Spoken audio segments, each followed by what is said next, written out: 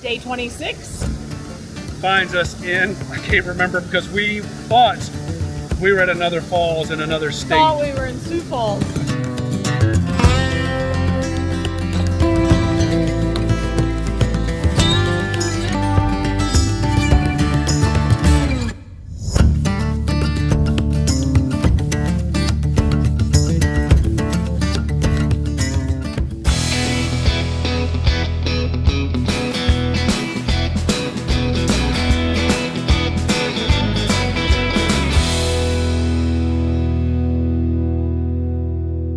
So that was where we thought we were going when we booked Idaho Falls, so not at all the same. So we told everybody, hey, we know a great place to go see a waterfall. And we got here and it's not the right place. It's still a great place to see a waterfall, and the Mormon Chapel, which is also the visitor center, is back here in the background, and it's a dam, but like Jimmy said, it's kind of weird. It's like it's on the side of the water, so this whole area is a dam, which creates multiple waterfalls, which is really cool. So the water's actually going whatever way a river Sideways or whatever will go. And then down. Yes, so I've never seen anything like this. It was pretty, I'm glad we came somewhere different because it's something that I've never seen and they before. have a river walk. I don't know, well, you probably can't see, but you can turn it around when we're done talking. There's a big rock area here that you can walk alongside, or there's a path just up that way that you can ride a bike or walk on a paved path.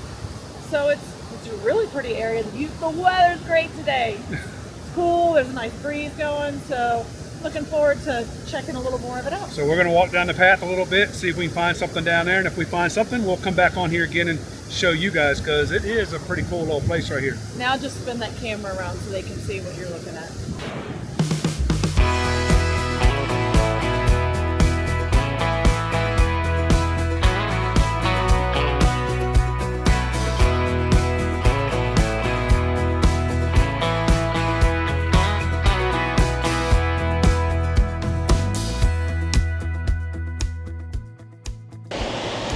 So the power here comes from a bulb turbine, which means it's a European technology of placing the turbine generator entirely within a horizontal water passage. The generator is enclosed in a watertight seal or bulb and connected to a downstream runner by a horizontal shaft. This technology better utilizes the relatively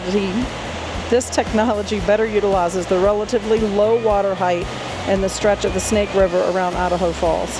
The installation of the bulb turbines increased the city's generation from 15 to 21 megawatts of power.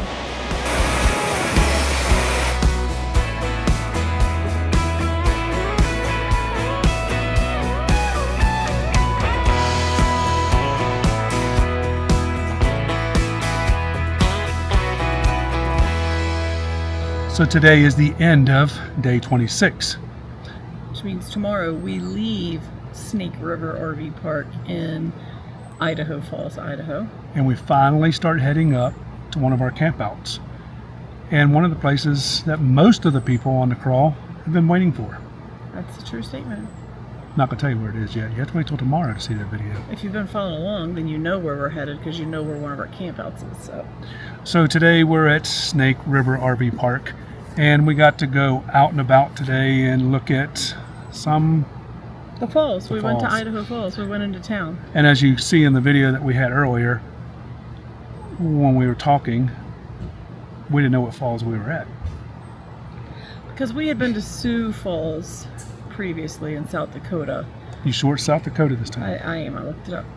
So we told everybody, hey, we know where neat falls are, and really you can cool. walk. You can walk down there. You can even walk most of the way across the water on the rocks. It'll be fun. The kids will have a good time.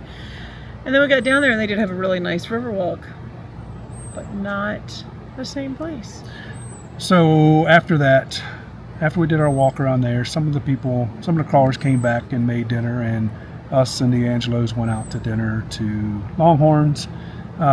Just your normal, what do you call it, chain place. But at least we knew what we were getting, and it was time for a break. That's the thing he likes about Longhorns. You know what you're going to get no matter what Longhorns you go to.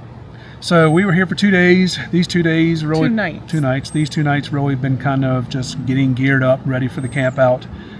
We had a couple people that had to get some work done on trucks this time. I don't think it was campers. It was a little bit of a camper. Ray? Robert had to put new brakes and rotors on the front of his truck because something's going on with his brakes on his trailer, and he used almost all of his truck brakes coming down off the mountain. So he had to change his rotors and brake pads. And he's out. researching and trying to figure out what's going on. It says that his trailer brakes are disconnected, but they're not. Like, the plug is not disconnected, but he loses his brakes. So he talked to somebody at one of the campgrounds we were at. Said something about a module or something. I don't know. I'm not a mechanic, but he's still trying to work on that. But he did replace the rotors and the pads. Got those all straight On the truck, so that's at least done. Ray's tire on his trailer that kept losing air, he took it in, and he has a hole or a crack. He has a hole in the rim, and we are figuring, because he just got new tires put on it, we're figuring it's where they put it on the machine and they used a long bar to put the tire back on. We think it must have slipped and scratched inside of its rim. That's kind of what it looks like. So, I was not a part of that conversation. So he was losing very slow air inside of that, and he went and got a new steel rim to get back home until he can order a new one. So, because they don't just keep camper rims at the tire store. And he needed some tires for his truck because he's done some research on his truck. He's got the Ford Death Wobble, and they have replaced everything underneath it, and the last thing they had was the tires. So coming here, he had the Death Wobble pretty bad twice, so they said, okay, while we're here,